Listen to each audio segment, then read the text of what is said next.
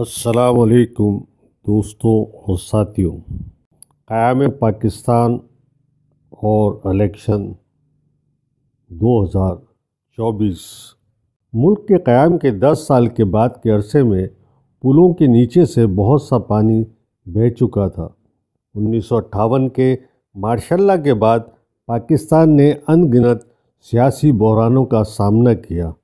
آج پیچھے مڑ کر قیام پاکستان سے اب تک کی سیاسی مسافت پر نظر ڈالی جائے تو یہ کہنا غلط نہیں ہوگا کہ ہم نے ریاست اور سیاست کی سطح پر جو بحران دیکھے ان میں سے اکثر کے بیچ آزادی کے بعد کے 10 برسوں میں ہی بوئے گئے نظر آتے ہیں، بلکہ جو وقت گزرتا گیا ہے ان 10 برسوں کی اہمیت اور معنویت میں اضافہ بھی ہوتا رہا ہے۔ یہی نہیں بلکہ پاکستان کی سیاسی تاریخ میں دلچسپی رکھنے والے محققین نے کم و بیش تواتر کے ساتھ ان 10 برسوں کو موضوع تحقیق بنایا ہے، اور ان سب تحقیقات سے یہی واضح ہوا ہے کہ میری تعمیر میں مضمر ہے صورت ایک خرابی کی۔ اس کے مصداق جو کچھ بعد میں کاٹا گیا وہ انہی 10 برسوں میں بویا گیا تھا۔ جس سول ملٹری بیوروکریسی کی بالادستی کی حامل ریاست کی شروعات آزادی کے چند ایک برسوں کے اندر ہو گئی تھی، بعد کے برسوں میں وہ ایک تناور درخت بنتی گئی۔ پاکستان ایک عوامی بہبود کی حامل فلاحی ریاست اور اس کی سیاسی حیت وفاقی اور پارلیمانی اصولوں پر استوار ہونے کے بجائے ایک قومی سلامتی کی ریاست بن کر رہ گئی، جس کی سیاسی حکومتیں بھی برائے نام جمہوری حکومتیں ثابت ہوئیں۔ اس قومی سلامتی کی ریاست کی مقتدر قوتوں اور اداروں کی ایما پر 1958 میں جو مارشل لاء نافذ کیا گیا وہ ملک کا واحد مارشل لاء ثابت نہیں ہوا، بلکہ اس نے آئندہ اشروں میں 3 اور فوجی حکومتوں کا راستہ کھولا۔ بحیثیت مجموعی پاکستان نے اپنی زندگی کے کوئی 32 برس براہ راست فوجی حکومتوں کے تحت گزارے۔ ملک کے ابتدائی برسوں میں آئین سازی کی راہ میں جو مشکلات حائل رہی اور آئین کی حکمرانی کے تصور سے روگردانی کا جو دورہ رہا وہ اپنی ایک طویل تاریخ رکھتا ہے۔ 1956 کا دستور ہی آزادی کے 9 سال بعد بن پایا تھا، اور اس دستور میں غیر معمولی مصلحتوں اور مصالحتوں کی کارفرمائی بھی رہی تھی، لیکن ریاست کے مقتدر اداروں نے اس کو بھی 2.5 سال سے زیادہ برداشت نہیں کیا۔ 1962 میں ایوب خان نے پاکستان کے معروضی سیاسی حقائق سے مکمل طور پر صرف نظر کرتے ہوئے صدارتی طرز کا آئین متعارف کرایا، جو شدید مرکزیت پسندی کا بھی حامل تھا۔ 7 سال بعد جب وہ ایوان اقتدار سے رخصت ہوئے اور انہوں نے عنان اقتدار ایک فوجی جرنیل کے سپرد کی تو وہ اپنا بنایا ہوا آئین بھی خود ہی منسوخ کر کے تشریف لے گئے۔ پاکستان، جو معروف مصنف G.W. چودھری کے الفاظ میں آئین سازی کی تجربہ گاہ بن چکا تھا، 1962 کے بعد بھی آئین کی تلاش میں بھٹکتا رہا۔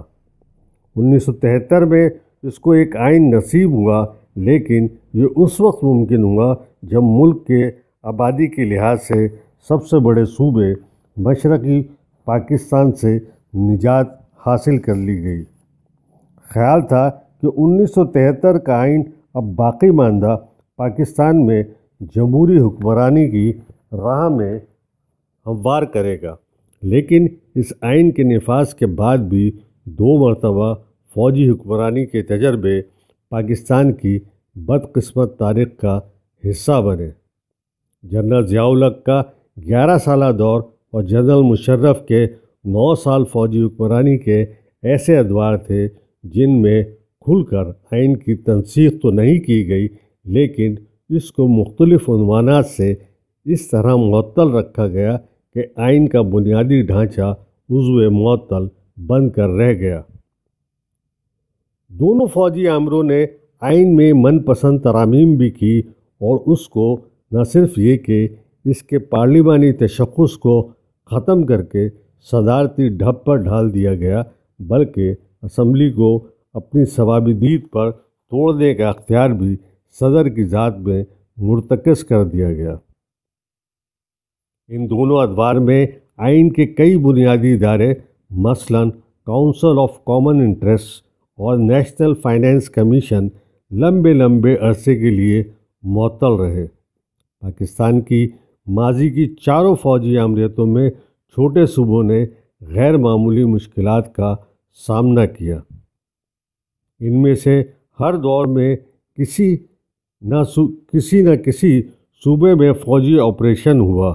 ایوب خان نے بلوچستان میں، جنرل یحییٰ خان نے مشرقی پاکستان میں، جنرل ضیاء الحق نے صوبہ سندھ میں اور جنرل پرویز مشرف نے بلوچستان میں فوجی آپریشن کیا۔ فوجی آپریشن اس بات کا اعلان تھے کہ ریاسی مقتدرہ اختلافات کو سیاسی ذرائع سے حل کرنے کی نہ تو قائل تھی اور نہ ہی اہل۔ ملک کے ابتدائی 10 سال تاریخ کا جو جائزہ پیش کرتے ہیں اس سے صاف ظاہر ہوتا ہے کہ مشرقی اور مغربی پاکستان کے درمیان آئینی اور سیاسی نیز اقتصادی معاملہ بندی پر ہی ملک کے مستقبل کا دار و مدار تھا، لیکن جیسے دیکھا گیا کہ مشرقی پاکستان کی عددی برتری کو مغربی پاکستان کی سیاسی اشرافیہ اور سول اور ملٹری بیوروکریسی کسی طور پر تسلیم کرنے کے لیے تیار نہیں تھی۔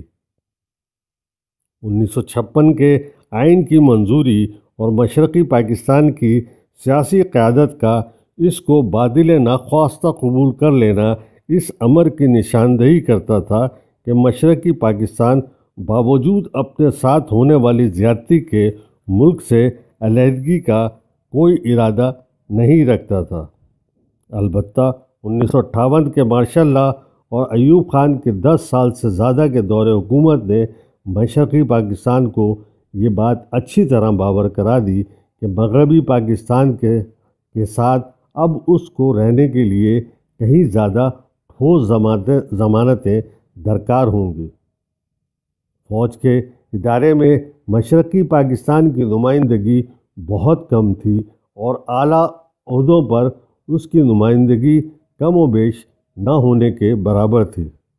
ایسی صورت میں فوجی اقتدار مشرقی پاکستان کے لیے کسی بھی صورت میں قابل قبول نہیں ہو سکتا تھا۔ 1970 میں انتخابات میں جو نئی آئین ساز اسمبلی کے لیے منعقد کیے گئے، عوامی لیگ اکثریتی جماعت کے طور پر ابھری، جس کی سیاسی بنیادیں مشرقی پاکستان تک محدود تھیں، جبکہ ملک کے مغربی حصے کے 2 بڑے صوبوں پنجاب اور سندھ میں پیپلز پارٹی کو برتری حاصل ہوئی۔ پیپلز پارٹی کی مشرقی پاکستان میں کوئی سیاسی بنیاد نہیں تھی، بلکہ اس نے تو مشرقی پاکستان میں انتخابات میں اپنے امیدوار بھی کھڑے نہیں کیے۔ انتخابات کے بعد جو سیاسی بحران پیدا ہوا وہ پیدا نہ ہوتا اگر عوامی لیگ کی کامیابی کو قبول کر لیا جاتا اور ملک کے آئینی اور سیاسی نظام میں مشرقی پاکستان کو اس کا جائز مقام دے دیا جاتا۔ لیکن یہ ایک ایسی تلخ گولی تھی جس کو نہ تو سول ملٹری بیوروکریسی نگل سکتی تھی اور نہ ہی مغربی پاکستان کے صوبوں کی فیوڈل اشرافیہ۔ چنانچہ اسمبلی کا اجلاس بلانے میں لیت و لیل سے کام لیا جاتا رہا، یہاں تک کہ مشرقی پاکستان میں سول نافرمانی کی تحریک کا آغاز ہو گیا، جس کو بہانہ بنا کر جنرل یحییٰ خان کی فوجی حکومت نے ایک ایسا بھیانک فوجی آپریشن شروع کیا جس کا انجام ملک کی وحدت کی شکل میں کسی طور پر بھی نہیں نکل سکتا تھا۔ جنرل یحییٰ خان کا کہنا تھا کہ وہ بندوق کی نال سے راستہ نکالیں گے، جیسا کہ بعد میں جنرل پرویز مشرف نے بھی کہا کہ کدھر سے گولی آئے گی معلوم بھی نہیں چلے گا۔ مشرقی پاکستان میں کیے جانے والے فوجی آپریشن کی ساری دنیا نے مذمت کی، مگر فوجی آپریشن کے کمانڈر جنرل ٹکا خان کا کہنا تھا کہ ہمارے لیے زمین انسانوں سے زیادہ اہم ہے۔ وہ یہ بھول گئے تھے کہ زمین کی اہمیت انسانوں ہی سے بنتی ہے۔ انسان ساتھ نہ ہو تو زمین خود اپنے محفوظوں کے لیے تنگ ہو جاتی ہے۔ مشرقی پاکستان کی صورتحال سے ہندوستان نے فائدہ اٹھایا اور یوں وہ اہل بنگال جو قیام پاکستان کی تحریک میں دوسروں صوبوں کے مقابلے میں کہیں زیادہ پیش رہے تھے اور جنہوں نے قیام پاکستان کے بعد بھی کئی بار مصالحت کا مظاہرہ کیا، یہاں تک کہ 1955 میں مغربی اور مشرقی پاکستان کے درمیان برابری یعنی پیریٹی کے اس ناجائز اصول کو بھی قبول کر لیا جس کی روح سے 54% آبادی کے مشرقی پاکستان کو ملک کے مغربی صوبوں اور دیگر اکائیوں کی مجموعی طور پر 46% آبادی کو برابری کا حامل قرار دیا گیا تھا۔ اس مشرقی پاکستان کو علیحدگی کی راستے پر دھکیل دیا گیا۔ بدقسمتی سے 1971 کے اندوناک واقعات کے بعد پاکستان کا ریاستی بیانیہ اور سرکاری تاریخ نویس مسلسل ایک ہی بات کہے اور لکھے جا رہے ہیں کہ مشرقی پاکستان ہندوستان کی سازش کے نتیجے میں الگ ہوا اور اس علیحدگی میں شیخ مجیب الرحمن نے ایک غدار کا کردار ادا کیا۔ بدقسمتی سے نہ تو ہمارا سرکاری بیانیہ اور نہ ہی تاریخ نویس کبھی یہ بتانے کی زحمت کرتے ہیں کہ شیخ مجیب الرحمن اور عوامی لیگ اگر غدار تھے تو انہیں الیکشن میں حصہ کیوں لینے دیا گیا، جبکہ وہ لیگل فریم ورک آرڈر نے جس کی بنیاد پر انتخابات منعقد ہوئے تھے صرف ایسی جماعتوں کو انتخابات میں حصہ لینے کا اہل قرار دیا تھا جو استحکام پاکستان کی مخالف نہیں تھی۔ شیخ مجیب الرحمن نے علیہ اعلان اپنے 6 نکاتی منشور کی بنیاد پر الیکشن لڑے تھے۔ یہ 6 نکات اگر الیکشن سے قبل غداری کا منشور نہیں تھے تو الیکشن کے بعد یہ غداری کیسے بن گئے؟ اصل بات یہ ہے کہ جنرل یحییٰ خان اور ان کی فوجی جنتا نے انتخابات کی بساط بچھائی ہی اس مفروضے اور خفیہ ایجنسی کی رپورٹوں کی بنیاد پر تھی کہ انتخابات میں کوئی جماعت اکثریت حاصل نہیں کر سکے گی۔ یحییٰ خان کا خیال تھا کہ اس طرح وہ الیکشن کے بعد سیاسی جماعتوں کے درمیان رابطہ کار اور ریفری کا رول اختیار کر لیں گے اور آئین بننے کے بعد مستقبل کی صدارت کے لیے ان کی حیثیت مستحکم اور یقینی بن جائے گی۔ دوسری بات یہ کہ جہاں تک غداری کا تعلق ہے، مشرقی پاکستان کے ایک یا 2 یا چند لیڈر تو غدار ہو سکتے تھے، پوری بنگالی قوم کس طرح سے غدار ہو سکتی تھی؟ اور پھر انتخابات کے بعد خود جنرل یحییٰ خان ایک موقع پر شیخ مجیب الرحمن کو ملک کا مستقبل کا وزیر اعظم بھی قرار دے چکے تھے۔ رہا سوال ہندوستان کے کردار کا، تو ہم ایک ایسے ملک سے جو ہمارا دشمن تھا یہ توقع کیسے کر سکتے تھے کہ وہ ہماری مشکلات سے فائدہ نہیں اٹھائے گا؟ بنیادی بات یہ ہے کہ مشرقی پاکستان کا بحران ہماری مقتدرہ کا پیدا کردہ تھا اور مشرقی پاکستان کی علیحدگی ہماری اس وقت کی فوجی حکومت کی اس سیاسی بحران کو حل کرنے میں مکمل ناکامی کا نتیجہ تھی۔ پاکستان کی تاریخ میں یہ بات ایک سے زیادہ مرتبہ ظاہر ہو چکی ہے کہ فوجی حکمران سیاسی بحران پیدا تو کر سکتے ہیں اور سبھی نے کیے بھی، لیکن بحرانوں کو حل کرنے کی صلاحیت ان میں سے کسی میں بھی نہیں پائی جاتی تھی۔ اس کی سادہ سی وجہ یہ ہے کہ سیاسی بحران کی جو حرکیات ڈائنامکس وجود میں آتی ہیں، ان سے عہد برا ہونے کے لیے جس طرح کے ذہن اور حکمت عملی کی ضرورت ہوتی ہے وہ اچھے سیاستدانوں کے پاس تو ہو سکتی ہے، لیکن بہترین جنرلوں کے پاس نہیں ہو سکتی۔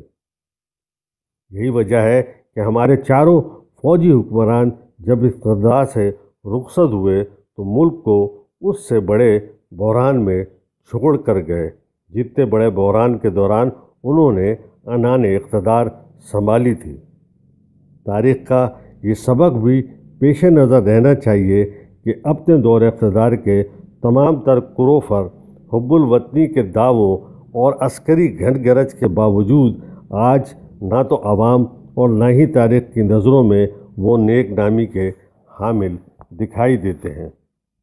آزادی کے بعد کے عشرے میں سیاسی جماعتوں کی کمزوریاں بھی ایک بڑے مسئلے کے طور پر سامنے آئی تھی۔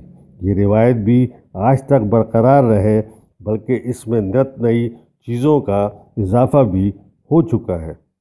سیاسی جماعتوں میں داخلی جمہوریت کا فقدان، اقتدار میں آنے کے بعد اپنے منشور سے لاتعلقی، عوام سے کیے گئے وعدوں کو فراموش کر دینے کا رجحان، اور پھر جماعتی سیاست کو شخصیتوں کے گرد استوار کیے رکھنے کی صورتحال، یہ وہ عوامل ہیں جنہوں نے سیاست کو رسوا بھی کیا اور پاکستان میں جمہوریت کی جدوجہد کو نقصان بھی پہنچایا ہے۔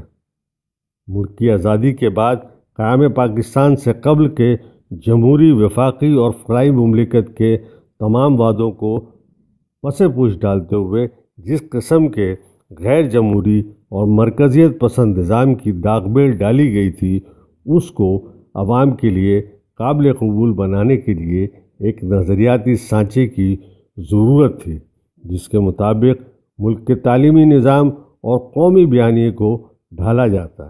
اس کام کے خاطر مذہب کا استعمال کیا گیا، لیکن کیونکہ اس کا مقصد غیر منصفانہ اور غیر جمہوری نظام پر پردہ ڈالنا تھا، لہٰذا نہ صرف یہ حربہ ناکام رہا بلکہ اس نے مذہب کے تقدس کو بھی مجروح کیا۔ یہ کہنا غلط نہیں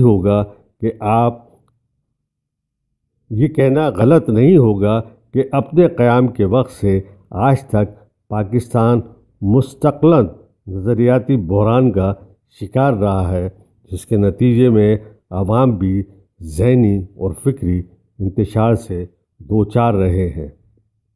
قیام پاکستان کے بعد کے برسوں کا ایک اور شاخسانہ ہمارے حکمرانوں کا باہر کی دنیا میں اپنے مربیوں اور حکمرانوں کی تلاش کا عمل ہے۔ اس وقت ہماری حکومتیں مغربی دفاعی بلاکوں میں شامل ہونے کے لیے بے چین تھی۔ پاکستان نے امریکہ کو اپنی سرحدوں میں فوجی اڈے بنانے کی اجازت بھی دے دی تھی۔ بعد کے برسوں میں ہم نے امریکہ کے لیے طویل جنگیں لڑی، 11 سال افغانستان کا ماغز گرم کیے رہے، اور پھر 9/11 کے بعد ایک مرتبہ پھر دہشت گردی کے خلاف امریکہ کی جنگ میں خود کو پیش کیا۔ اپنی سرزمین پر امریکہ کو فوجی اڈے دیے، امریکہ کے مطلوب لوگوں کو گرفتار کر کے اس کے سپرد کیا اور اس کے عوض امریکہ سے مالی منفعتیں حاصل کی۔ آزادی کے بعد سے آج تک وہ ایک چیز جو ہماری خارجہ پالیسی کی بنیاد ہونی چاہیے تھی، یعنی آزاد خارجہ پالیسی، وہ ایک روز کے لیے بھی ہماری پہچان نہیں بن سکی۔ پاکستان کا سیاسی سفر جاری ہے۔ آج ملک ان سے کئی بڑے بحرانوں سے دوچار ہے جو آزادی کے بعد کے برسوں میں پائے جاتے تھے۔ بدقسمتی سے فیصلے نہ اس وقت درست کیے گئے نہ ہی اب درست کیے جا رہے ہیں، اور صورت یہ ہے کہ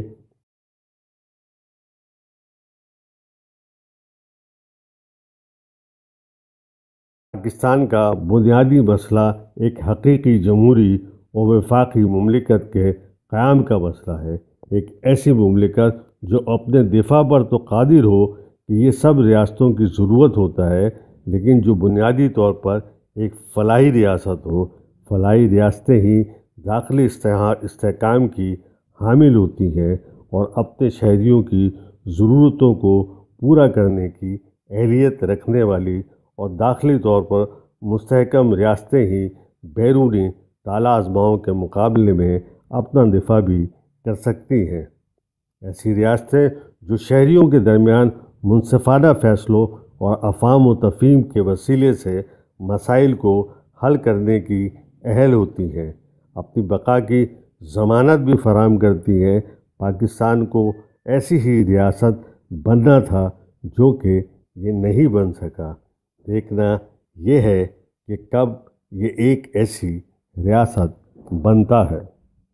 دوستوں اور ساتھیوں، یہ مضمون ڈاکٹر سید جعفر احمد کی کتاب شب گزیدہ سحر سے ماخوذ ہے۔